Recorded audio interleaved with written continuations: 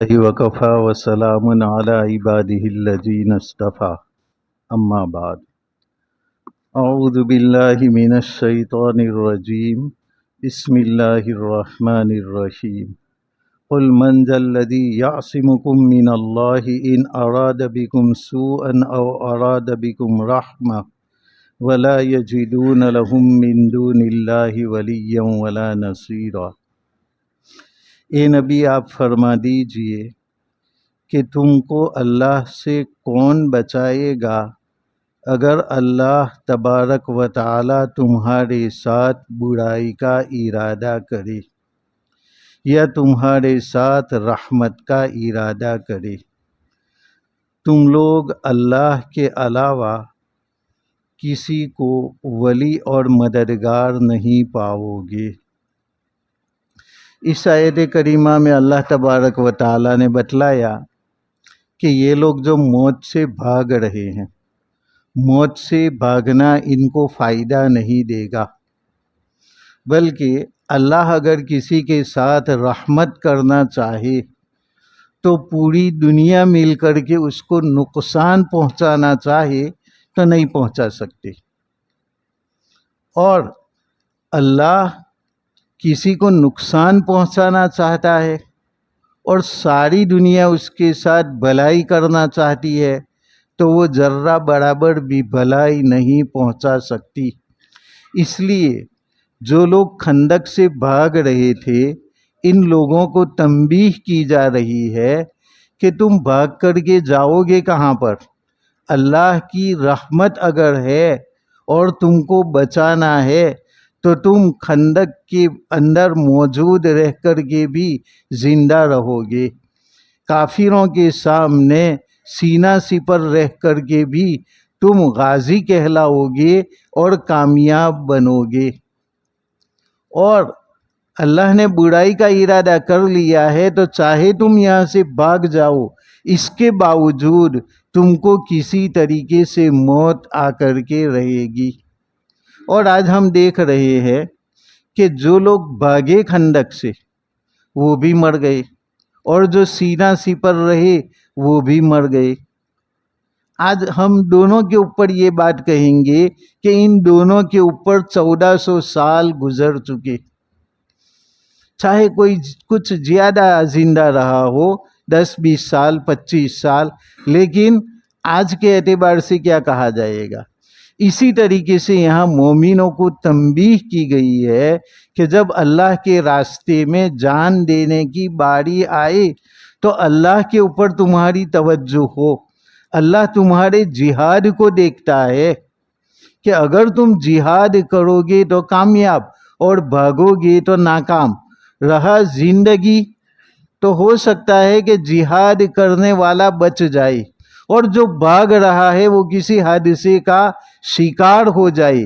اس لیے تمہاری پوری توجہ اللہ تبارک و تعالیٰ کی جانب ہونی چاہیے اور اپنی جان کھپانے کے اندر کسی کا خوف نہ کرنا چاہیے، کیونکہ موت اپنے وقت کے اوپر آ کر کے رہتی ہے، موت کسی کو بھی چھوڑتی نہیں ہے۔ 4 آدمی ایک غار کے اندر تھے اور بجلی کے کڑاکے برابر ہو رہے تھے، تو اب بجلی گر تو نہیں رہی تھی لیکن کڑاکے برابر ہو رہے تھے، تو 4 آدمیوں میں سے ہر ایک نے کہا کہ ہم میں سے کسی کو یہ بجلی مارنا چاہتی ہے، اس لیے یہاں سے ہم باری باری ایک آدمی باہر نکلے، جس کی موت مقدر ہوگی وہ آدمی باہر مر جائے گا تو بقیہ 3 بچ جائیں گے۔ ایک آدمی اس میں بہت زیادہ ڈر رہا تھا، اس نے کہا کہ نہیں میں تو باہر نہیں جاؤں گا۔ تو یہ جو 3 آدمی ہے ان میں سے باری باری ایک آدمی گیا، پہلے ایک گیا، اس پر باہر بجلی نہیں گری، کہا میری وجہ سے نہیں ہے۔ اب دوسرا جائے تو دوسرا گیا، وہ بھی باہر کھڑا رہا، بجلی نہیں گری، وہ بھی واپس چلا آیا۔ تیسرا گیا اور بجلی نہیں گری تو وہ بھی واپس چلا آیا۔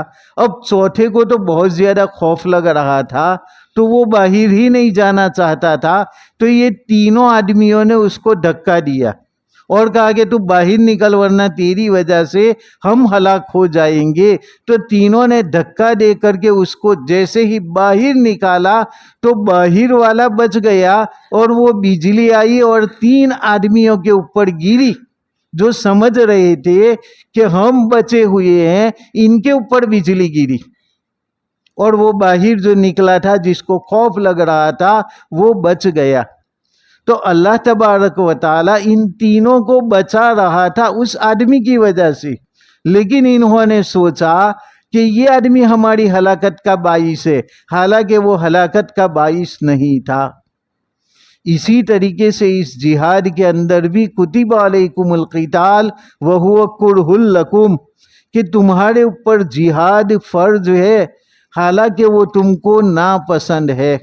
عسیٰ ان تکرہوا شیئا وہو خیر لکم وعسیٰ ان تحبوا شیئا وہو شر لکم، کہ تم کسی چیز کو ناپسند کرتے ہو لیکن انجام کار یہ تمہارے لیے بہتر ہے، اور تم کسی چیز کو پسند کرتے ہو لیکن انجام کے اعتبار سے تمہارے لیے یہ بہتر نہیں ہوتا۔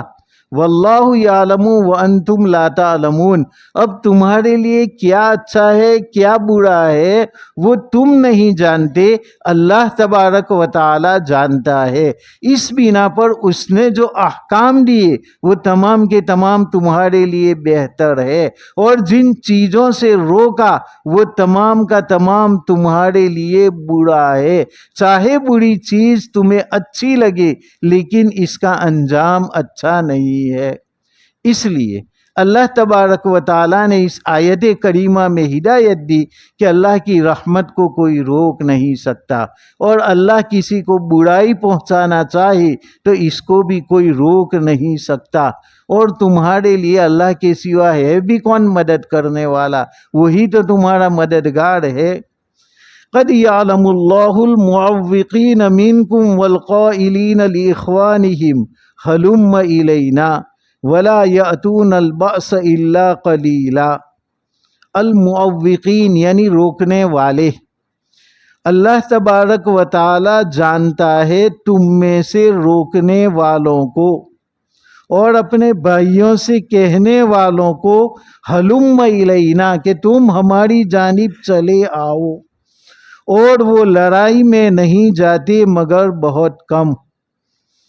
اللہ تبارک و تعالیٰ نے بتلا دیا کہ وہ لوگ جو کہ خندق کی لڑائی کے اندر شامل نہیں ہوتے اور نفاق کے طور پر یا تو چھپے رہتے ہیں یا خاموخواہ کی اجازت لے کر کے چلے جاتے ہیں اور دوسرے بھائیوں کو بھی روکتے ہیں۔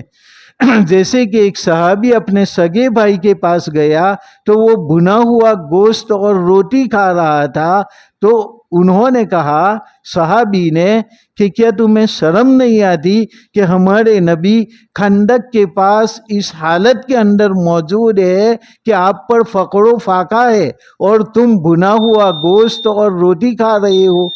تو اس نے یہ کہا تھا کہ بھائی تو بھی مت جا اور تو بھی یہاں پر بیٹھ اور ہمارے ساتھ گوشت کھاؤ۔ وہ لوگ تو وہاں پر مرنے کے لیے گئے ہیں، اور باقاعدہ یہاں پر بیٹھ کر کے چٹھیاں لکھتے تھے اپنے بھائیوں کو کہ تم یہاں پر واپس چلے آؤ۔ یہ سب مسلمان تو وہاں پر مرنے کے لیے گئے ہوئے ہیں۔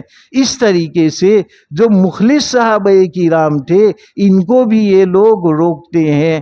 تو اللہ تبارک و تعالیٰ نے فرمایا اللہ ان کو اچھی طریقے سے جانتا ہے، چاہے یہ لوگ ہمارے نبی اور مخلص صحابہ کرام سے اپنی باتوں کو چھپاتے ہیں لیکن اللہ تو جانتا ہے۔ تو قیامت کے دن ان تمام کو اللہ تبارک و تعالیٰ سزا دے گا، اور وہ لڑائی میں نہیں آتے مگر بہت کم، بس فقط دکھانے کے لیے آتے ہیں۔ ہم لوگ کہتے ہیں نہیں کسی کی میت میں یا کہیں کہ چلو منہ تو دکھاوے، مطلب ثواب کے لیے نہیں جانا ہے، منہ دکھانے کے لیے جانا ہے۔ یہ منافقوں کی عادت ہے۔ ہمیں تو اجر و ثواب کے لیے ہر ایک جگہ پر جانا ہے۔ کسی کی عیادت کے لیے جائے یا کسی کی زیارت کے لیے جائے تو اجر و ثواب کی نیت سے، اور آپ صلی اللہ علیہ وسلم نے بھی بیماروں کی تیمارداری کی، میت میں اور جنازے میں شریک ہوئے۔ اس لیے ہم شریک ہوں گے، نہ کہ کسی کو دکھانے کے لیے۔ اور منافقین آتے تھے تو بہت ہی کم آتے تھے، فقط دکھانے کے لیے۔ صحابہ کرام نے یا نبی صلی اللہ علیہ وسلم نے دیکھ لیا تو کسی طریقے سے آنکھیں بچا کر کے وہ بھاگ جاتے تھے۔ اشحۃ علیکم، تم پر لالچ کرتے ہوئے۔ اشحۃ، شحن کہتے ہیں بخل اور حرص۔ ایک آدمی بخیل ہوتا ہے اور دوسرا آدمی حریص ہوتا ہے۔ بخیل پیسوں کو خرچ نہیں کرتا، اور جو حریص ہوتا ہے وہ خرچ تو کرے گا لیکن اس کو زیادہ کی لالچ ہے کہ مجھے اور زیادہ ملے۔ اور شحن کہتے ہیں جس میں ایک ساتھ دونوں صفت ہو، دوسرے کا تو کھا جانا ہے، اتنی زیادہ حرص ہے، لیکن اپنا بچا کر کے رکھے گا، اتنی زیادہ اس کے اندر بخیلی ہے۔ تو اللہ تبارک و تعالیٰ نے بتلایا کہ یہ کافر لوگ جو جہاد کے لیے جاتے ہیں، تم پر اشحۃ علیکم، حرص اور بخل کرتے ہوئے کہ اگر اتفاق سے مسلمانوں کو فتح حاصل ہو گئی تو یہ لوگ مال غنیمت حاصل کر لیں گے اور ہمیں کچھ نہیں ملے گا۔ یہ ان لوگوں کی لالچ ہے، اور تم کو زیادہ مل جائے وہ دینا نہیں چاہتے، یہ ان لوگوں کا بخل ہے۔ تو یہ کافروں کا بخل ہے، منافقوں کا بخل ہے۔ مومن آدمی حرص اور بخل کرتا نہیں ہے، بلکہ آپ صلی اللہ علیہ وسلم کے پاس مجلس کے اندر ہدایہ آتے تھے تو آپ سب کو مل کر کے کھلاتے تھے، خود بھی کھاتے تھے اور ساتھیوں کو بھی کھلاتے تھے۔ مل جل کر کے کھانا یہ اسلام نے ہم کو سکھایا ہے، لیکن ہم دوسروں کا بھی کھا جانا چاہتے ہیں اور اپنا کوئی کھائے تو یہ ہمیں پسند نہیں ہے، تو یہ ہماری صفت نہیں ہے۔ مومنوں کی صفت یہ تو سخاوت کرنا ہے۔ آپ صلی اللہ علیہ وسلم کی سخاوت رمضان کے اندر تیز بارش سے بھی زیادہ ہوا کرتی ہے، تو مومنوں کے اندر یہ سخاوت کا وصف ہونا چاہیے۔ وَمَا آتَيْتُم مِّن زَكَاةٍ تُرِيدُونَ بِهِ وَجْهَ اللَّهِ فَأُولَٰئِكَ هُمُ الْمُضْعِفُونَ، کہ تم جو زکوٰۃ دے رہے ہو تو تمہیں یہ لگ رہا ہے کہ میں نے زکوٰۃ دی 1000 روپیہ تو مطلب 40,000 میں سے 1000 کم ہو گیا، تمہاری نظر یہ بتلا رہی ہے۔ لیکن اللہ تبارک و تعالیٰ بتلاتے ہیں کہ تم نے جو زکوٰۃ دی وہ لوگ دگنا کرنے والے ہیں، اللہ ان کو دنیا میں بھی اس کی برکت دے گا اور آخرت کے اندر بھی اس کی برکت دے گا۔ وَمَا آتَيْتُم مِّن رِّبًا لِيَرْبُوَ فِي أَمْوَالِ النَّاسِ فَلَا يَرْبُو عِندَ اللَّهِ، اور جو تم ربا لیتے ہو زیادتی کرنے کے لیے یا کسی کو سود دیا تاکہ اس کے مال کے اندر زیادتی ہو، تو یہ ربا کے لینے سے یا دینے سے فلا یربو عند اللہ، اللہ کے نزدیک وہ مال بڑھتا نہیں ہے۔ اب تمہیں تو لگتا ہے کہ ہمیں 1 لاکھ پر اتنا سود ملا، 5,000 ملے، 10,000 ملے، لیکن اللہ کے نزدیک نہیں بڑھتا۔ اللہ تبارک و تعالیٰ کے نزدیک اس کی بے برکتی کے بہت سارے اسباب ہیں۔ کہیں تو یہ بیماریوں کے اندر چلے جائیں گے، جھوٹے مقدمات کے اندر چلے جائیں گے، مہنگائیوں کے اندر چلے جائیں گے، اس طریقے سے دارو دوا علاج وغیرہ میں ختم ہو جائیں گے۔ اور جو تم زکوٰۃ کے طور پر دیتے ہو تو جو بقیہ تمہارے پاس بچا ہے 40,000 میں سے 1000 ان 39,000 میں اللہ تبارک و تعالی اتنی برکت دیں گے کہ وہ جو سود کھانے والے کے لاکھ روپے ہیں ان سے جو کام نہیں ہوگا وہ کام تمہارے ان 39,000 کے ذریعہ ہو جائے گا۔ تو اللہ تبارک و تعالیٰ نے بتلایا کہ یہ منافقین جو لڑائی کے اندر آتے ہیں بخل کے لیے مومنوں پر بخل کرتے ہیں اور مال غنیمت کی لالچ کرتے ہیں۔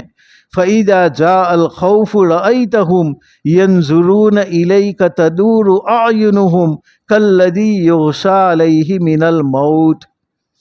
فَإِذَا جَاءَ الْخَوْفُ، جاء یعنی آنا، جب کوئی خوف کی چیز آتی ہے تو ان کو دیکھے گا، ینظرون الیک، وہ آپ کی جانب ایسے دیکھتے ہیں، تدور اعینہم، دار یدور یعنی گھومنا کسی چیز کا، اعین یعنی آنکھیں، تو وہ آپ کی جانب ایسے دیکھتے ہیں کہ گویا کہ ان کی آنکھیں گھوم رہی ہے۔ ذرا بھی خوف آتا ہے تو وہ ایسے دیکھ رہے ہیں آپ کی جانب کہ ان کی آنکھیں اندر ہی اندر گھوم رہی ہے۔ اور ان کی مثال کالذی یغشیٰ علیہ من الموت، یغشیٰ یعنی گسی کا چھا جانا، کہ وہ اس آدمی کی طرح جس پر موت کی غسی آ جاتی ہے۔ جب کوئی آدمی سکرات کے عالم میں ہوتا ہے تو اس کی آنکھیں چکر کھا جاتی ہے، کیونکہ اس کی آنکھیں اس کے قابو میں اب نہیں رہتی، کیونکہ روح اندر سے نکل رہی ہوتی ہے تو آدمی کی آنکھیں گھوم جاتی ہے، جس کو ہم کہتے ہیں کہ اس کے ڈورے گھومنے لگے، تو یہ آنکھیں گھومنے لگتی ہے۔ تو منافق خوف کی چیز ذرہ برابر بھی دیکھتا ہے تو ان کی آنکھیں گھوم جاتی ہے۔ اس کے برخلاف مومن خوف کی چیز کو دیکھتا ہے تو وہ اس کو اللہ کی جانب سے سمجھتا ہے۔ زلزلہ بھی آئے گا تو مومن اللہ کا نام لے گا، اللہ اکبر پڑھے گا، لا الہ الا اللہ پڑھے گا، اس کو موت بھی آ جائے گی تو کلمہ کے ساتھ اس کی موت آئے گی، ورنہ ادھر ادھر بھاگنے سے کچھ بھی ہونے والا نہیں ہے۔ جب ایک مرتبہ 26 جنوری کو زلزلہ آیا تھا تو ہم مفتی احمد خان پوری دامت برکاتہم ان کے ساتھ تھے، تو کسی جگہ پر ہم گئے تھے سورت کے قریب، شاید باردولی کے اندر تھے، اور یہ زلزلہ آیا ہوا تھا۔ تو حضرت تو دوسری منزل کے اوپر تھے اور ہم نیچے تھے۔ تو جیسے ہی زلزلہ آیا بہت سارے لوگ، کہ ہم تو سوچ رہے تھے کہ کیا ہے پتہ ہی نہیں، کوئی نیچے سے ہتھوڑا مار رہا ہے، پھر سوچا کہ یہ تو پہلا منزلہ ہے، اس کے نیچے تو کون گیا، اس لیے یہ کیا ہے، تو پھر دوسرا پڑھا کہ بھائی لا الہ الا اللہ زلزلہ، لا الہ الا اللہ زلزلہ، لیکن بہت سارے لوگ باہر بھاگے، بہت سارے باہر بھاگ گئے۔ مفتی احمد خان پوری کی پھر فکر کرنے لگے، حضرت اوپر تھے، تو پھر چند آدمی ہمت کر کے بلانے کے لیے گئے کہ حضرت چلو، زلزلہ چل رہا ہے، بلڈنگ گر جائے تو کیا ہوگا، ہم نیچے چلے۔ کہا تمہیں جہاں جانا ہے وہاں پر رہو اور اللہ کا ذکر کرو، جہاں کہیں بھی رہو۔ تھوڑی دیر تک زلزلہ رہا لیکن حضرت وہیں پر اطمینان کے ساتھ اللہ کا ذکر کرتے رہے، اور ہم جیسے باہر چلے گئے، اور باہر جا کر کے کسی نے اذانیں پڑھی، کسی نے تسبیح پڑھی۔ جب زلزلہ ختم ہوا تو حضرت مفتی صاحب دامت برکاتہم نے مجلس کی، اور مجلس کے اندر فرمایا کہ ایسی آفات اور طوفان آئے تو گھبرا نہیں جانے کا۔ اب تم کہتے ہو کہ حضرت باہر چلو، تو کیا تم نے ایسا نہیں سنا کہ کبھی زمین بھی پھٹ جاتی ہے؟ تم باہر جاؤ گے اور زمین پھٹ گئی تو تم اس کا نوالا بن جاؤ گے۔ اور میں اوپر تھا، اگر منزل گری تو میں منزل کے نیچے آ جاؤں گا۔ بچنا تو اللہ نے اگر موت لکھی ہے تو کسی بھی جگہ بچنا نہیں ہے، منزل بھی گر سکتی ہے اور زمین بھی پھٹ سکتی ہے، لیکن تمہاری موت بھاگنے کی حالت میں آئے گی۔ اس کے برخلاف تم جہاں کہیں پر ہو اللہ کی یاد کے اندر مصروف رہو، باہر ہے تو باہر، اندر ہے تو اندر، تو تمہاری اگر موت بھی آ جائے تو اللہ کے ذکر کے ساتھ تمہاری موت آئے گی، اور جس کا آخری کلمہ لا الہ الا اللہ ہوگا وہ سیدھا جنت کے اندر جائے گا۔ اس لیے اس وقت ذکر و اذکار اس کا اہتمام کرنا چاہیے، بھاگنا نہیں چاہیے۔ تو مومنوں کا ایمان اللہ پر ہوتا ہے، اس لیے تلوار کے سایوں کے اندر بھی وہ ذرہ برابر خوف نہیں کرتے۔ ایک مرتبہ ہمارے نبی کریم صلی اللہ علیہ وسلم ایسے ہی لڑائی کے موقع پر اپنی تلوار کو درخت کے اوپر لٹکایا اور نیچے آرام کرنے لگے۔ تلوار کو اوپر لٹکا دیا، نیچے آرام کرنے لگے سائے کے اندر۔ تو دشمن نے دیکھا کہ یہ تنہا ہے، اس لیے لاؤ تلوار بھی اوپر ہے، وہ تنہا بھی ہے، میں اس کو قتل کر دوں۔ تو اس نے تلوار لی اور تلوار لے کر کے اس نے ہمارے نبی صلی اللہ علیہ وسلم پر سونٹ لی اور اس نے کہا کہ اے محمد بچا، تو بتا میرے ہاتھ سے تجھے کون بچائے گا؟ حالانکہ تلوار سر کے اوپر ہے، لیکن یہ تو اللہ کے مکرم بندے ہیں، افضل الکائنات ہے، فخر موجودات ہے۔ فوراً آپ صلی اللہ علیہ وسلم نے فرمایا کہ میرا اللہ بچائے گا۔ اس زور سے اللہ کہا کہ منافق لرز گیا اور اس کی ہاتھ سے تلوار گر گئی۔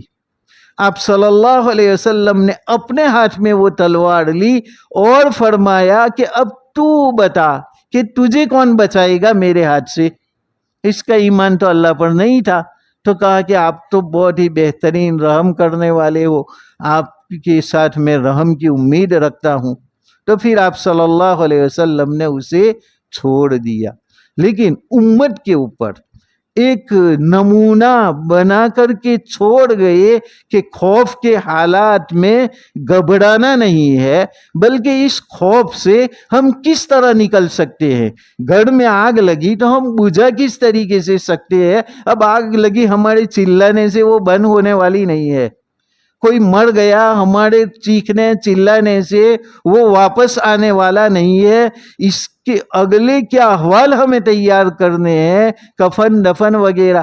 تو مومن اس کا جو انجام ہے اس کی سوچ کے اندر لگتا ہے، جو ہو چکا وہ من جانب اللہ ہو چکا، وہ ہونے والا ہے، پوری دنیا مل کر کے بھی تم کو نہیں بچا سکتی۔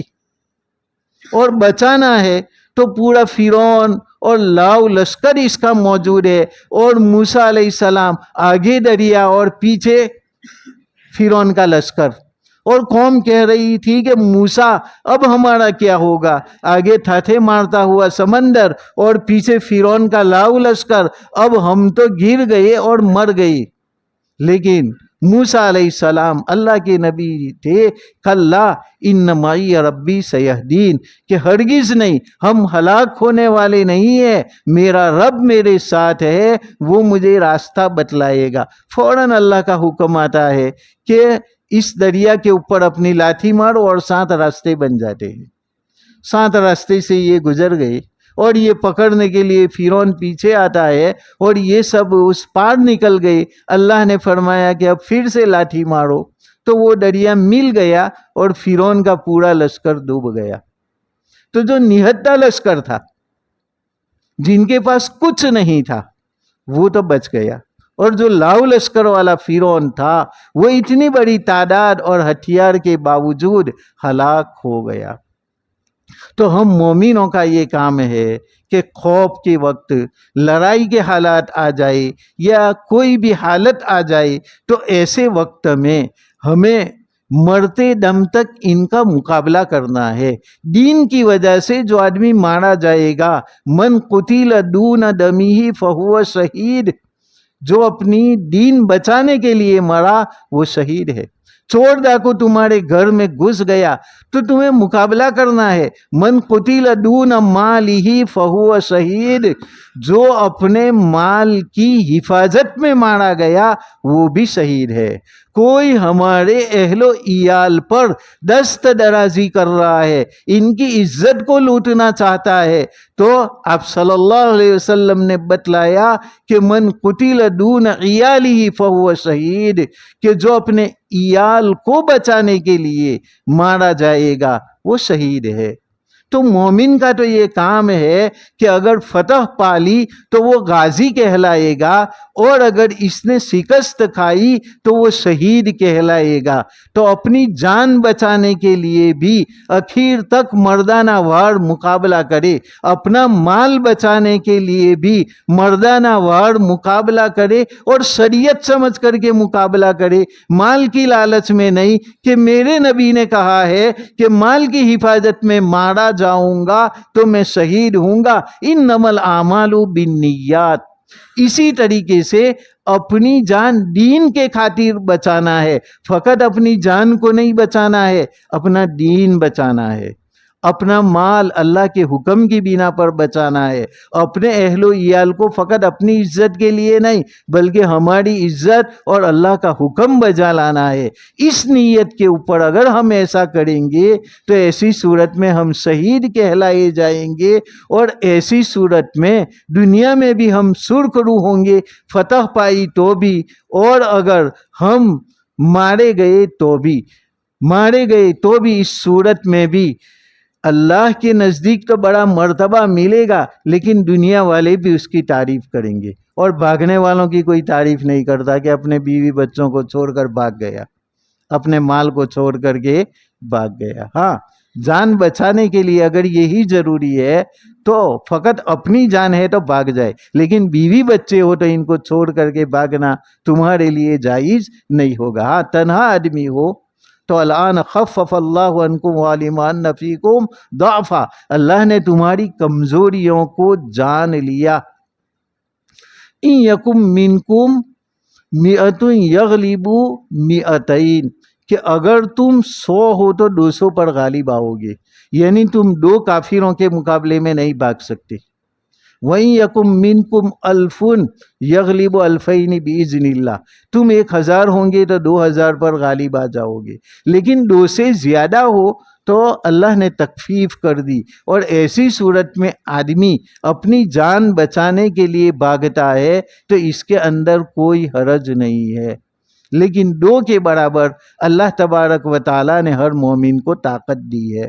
بہرحال یہاں کافروں کا حال بتلایا کہ جب ان کا خوف آتا ہے تو ایسے دیکھتے ہیں گویا کہ موت کی گشی طاری ہو گئی اور موت کی بنا پر آنکھیں گھوم جاتی ہے، اسی طریقے سے اس کی بھی آنکھیں گھوم جاتی ہے۔ فَإِذَا ذَهَبَ الْخَوْفُ سَلَقُوكُمْ بِأَلْسِنَةٍ حِدَادٍ، ذہب یعنی جانا، اور جب خوف چلا جاتا ہے، سلقوکم، سلقا اس کا معنی ہے چلانا، السینہ لسان کی جمع ہے، اس کا معنی ہے زبان، اور حداد حدید کی جمع ہے، اس کا معنی ہے تیز۔ تو یہ لوگ اپنی تیز زبانیں تم پر چلاتے ہیں۔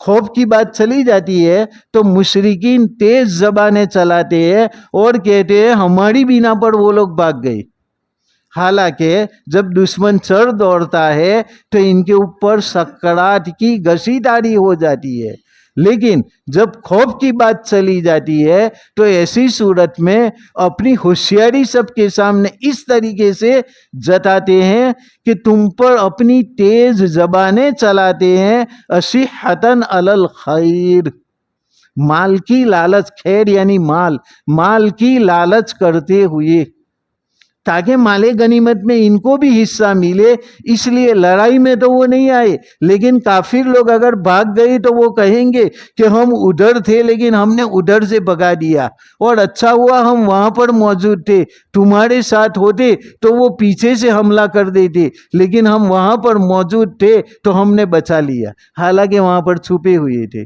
لیکن اسی طریقے سے یہ لوگ بات کرتے ہیں منافقین۔ اللہ فرماتے ہیں اولئک لم یؤمنوا فاحبط اللہ اعمالہم، یہ لوگ ایمان نہیں لائے، اللہ نے ان کے اعمال کو غارت کر دیا، احبط اکارت کر دیا۔